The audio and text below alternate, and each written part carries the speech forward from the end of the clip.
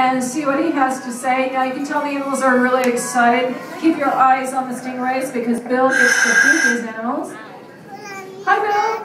Well, hi, Deborah. Hi, Liz. Hi, everyone. Welcome to Blue Corner.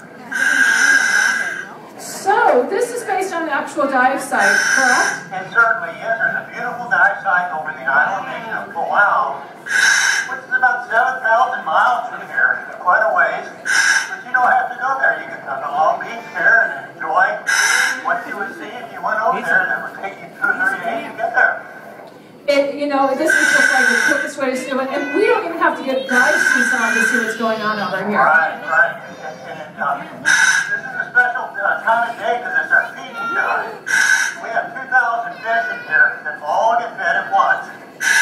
And my job here right now, of course, I got a lot of people that are very interested in what I have in this bucket here. But my job is to feed the southern stingrays. These guys are so long, you probably won't be able to see me too much. You can see the bottom of the stingrays. These are really incredible animals. And the thing is, Bill, a lot of people are scared about stingrays, but you're perfectly comfortable walking around. Stingrays, just like sharks, they're due to the press and some of the misconceptions about these animals. They're very easy to work with. They're not dangerous at all. They do have stingers. You look closely on their tail here. I'll try to point it out here on this one. Right here is where their stinger is. And it's kind of paired with their tail, but they only use that stinger when they feel like their life is being threatened. They don't use it to get prey or anything like that or to hunt. It's strictly a life-saving device they use. And see what happens. We have a lot of guys here that are poachers. You also have a panther grouper, the one with the polka dots on it, that keeps spending a lot of time with you. So, anyhow, as we said, the stingrays, just like the sharks, probably have a little bit of bad press. They're very easy to work with and very, very fun. They're fun. For us, the divers, they're a lot of fun. They're incredible animals, and they're so graceful to watch in the water. Now, you also mentioned that we have sharks in the water, and we have a zebra shark up to my right, which would be your left. Yeah, there's one right over there. And coming right another over. one that tries to go over there and gets a little leftovers occasionally. But we have zebras in here, and we also have, you'll get to see them right here. There he is. Beautiful animal. And of course, you call the zebra shark, and everybody goes, now wait a minute. Zebras are supposed to have stripes, and they don't have stripes. Well, the reality is when they're juvenile, they actually do have stripes. And when they become fully adult, those stripes become spots. That's really fascinating because a lot of people can't figure out why they're zebra sharks, but that's right. When they're first born, they do have stripes, and then those stripes fade to spots. Now, also in here, we have to mention the golden trevally. And the golden trevally are right behind you right now. Looks like they're getting into feeding. That's so beautiful right there. These guys right here, those are the golden trevallies. They're very fast fish. They'll outcompete all the other fish in here. Here's one right here. You can see those black stripes he has on him. Those black stripes during feeding time really get dark. And later this afternoon, they'll be so almost opaque you can't see them. They're really fascinating as they watch. Now, people will always ask, what's the most aggressive fish in here? And that always surprises them that it's actually the golden trevally. Yeah, the golden trevally didn't have any teeth. Here's another guy here, the crimson snappers here. Is another very competitive one. We usually have one station set up here, and all he does, one of the divers, he just feeds the golden trevally, the crimson snappers. And we also have another one that's actually got very aggressive in here called our rainbow runner. Another beautiful fish, you'll see him down here shortly. But they're getting to the point where they can almost outcompete the golden trevally. They're so fast, they've gotten really big. They're really amazing animals. Now to my right, lower down, which is the Queensland grouper. Queensland grouper, again on my right, your left. And headed toward below your Oh yeah, here it is right here. He's probably on the hand out. I'm not supposed to get him one, but he looks like he's so hungry. That's a really big fish. Yeah, he's a big boy. Actually, he weighs right now, he's not really fully grown. He weighs about 300 pounds right now. actually get up to be almost 900 pounds when we grow up. Starting with small farmers. So you come back in about, you have the same longevity as Queen, and he lives to be about 70 years old. So come back in about 30 years here, and he'll be the biggest president. And you have an idea how big a 900-pound animal is. Go out to the field in Eli and see Parker. He weighs almost 700. And as big as he is, you can imagine how big he is. So when these kids already have kids, they can bring them back and see how much those animals grow. Exactly. Now, one of the right about you to my right, which would be your left, all the way up at the top, we have our seashell making appearance. And it's his feeding time too. I believe we have Blue and Yellow. Right, yeah, that's our olive written turtle. And we have plenty here. We have another one over in the called coral garden. Another fascinating animal. They, of course, our sea turtles worldwide are almost threatened with extinction.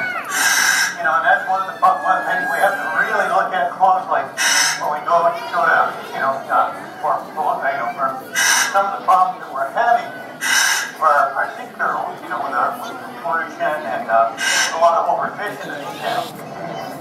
That's right. We believe all sea turtles are either threatened or endangered at this point, and we are doing our best to help spread the word of conservation, because plastic bags look a lot like their favorite food, don't they? It certainly does. It's exactly like a sea jelly. When a plastic bag floating in the water, looks exactly like a sea jelly. So you can imagine, you hear a lot of controversy about, banning plastic bags. But if we're just good custodians and take care of those bags, put them in the proper place, there won't be a problem. That's right. Reusable bags are a really good idea too. Now, the largest animal in here isn't real. Can you tell me which one that is? Well, that's certainly. It's our beautiful coral. We look at our coral exhibits. A lot of people get this and, think coral is, well, they don't know if it's a plant, an animal, or a rock, but it's a living being, a living organism. And, of course, our coral in this exhibit here is not real, because to bring that much coral in here, we'd have to devastate a reef somewhere in the world that would take maybe 1,000 years to grow. So we make it, we have it duplicated over in Arizona using plastics and resins. And what's amazing is it looks just like the real thing. And what's even more amazing is these fish treat it as if it's the real thing. That's right. That's right. Our fish don't know the difference here. They've given life birth in here, and also given life birth. And the zebra sharks have actually laid eggs in here. Exactly. So we also guess please do not purchase coral products, because not only are you purchasing an animal that has been killed, usually with poisons or dynamite, they're also devastating this whole ecosystem. Now, if you want to see what live coral looks like, you can go down the hall off to the left-hand side. You'll know you're at the right exhibit when you see the large live clams, and that's coral that has been donated to us by Fish and Game. So it's not something we went and got ourselves. Right. Now, you're a volunteer diver. I certainly am. I've been volunteering for a while. All our divers, except for two, are volunteers. We come in here once a week. We do these presentations. We do the feeding, which, again, is one of the most fun parts of the job. But we have several other jobs here that are very, very, very important. Is the cleaning, number one. This exhibit here is a lot of algae buildup. And so we're constantly cleaning. We actually have one team that comes in this evening, and that's all they do is clean. But one of our most important jobs is we're kind of the eyes for the aquarius. We can tell when these animals are not eating right, they're not swimming right.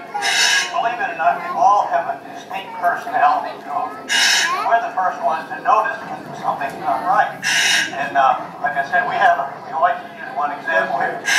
My badfish friend here. He's always hanging out over my bones. And if for some reason he wasn't, I would know that there's probably something wrong with the guy. Isn't that right? There's the batfish. Come back at 4 o'clock and he'll be playing in the yeah, he is at this time of day. He's still looking for food, but at 4, he spends the whole dive usually right above my bones. So we cannot have this corner without our volunteer divers. They come in here 365 days a week. They have to have an attendance rate of 75% or better, and they have have to be rescue certified or better. So let's give our divers a round of applause. Yay! I got any questions for any of the best divers in our audience here? Maybe they have a question for the divers, or maybe there's some fish here that you're not sure about. I'd like to know. I'm not a complete encyclopedia, but I work with these guys. We have 2,000 fish in this exhibit. We've got over 2,000 fish. So do you have any questions today? We can take 1 or 2 questions. It's a quiet group.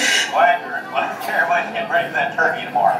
Now, you're going to be available for pictures, right? Oh, certainly. So you can come up to the acrylic and pose for pictures, or give Bill or any of the divers high fives, and they're more than happy to do that. And my name is Deborah. With me is my daughter Liz. We're part of the Family Volunteer Program through the Education Department. So if you have any questions, please come over and say hi to us. And once again, you can go over and talk to Bill, and or not talk to Bill, but wave to Bill, give him a high five, and pose for pictures. Thank you for coming in. On behalf of all the divers here and my other 2,000 real close friends here, I'd like to wish everyone a very happy Thanksgiving. Happy Thanksgiving to you, and I think I have something to bring up to you in between the divers. Okay.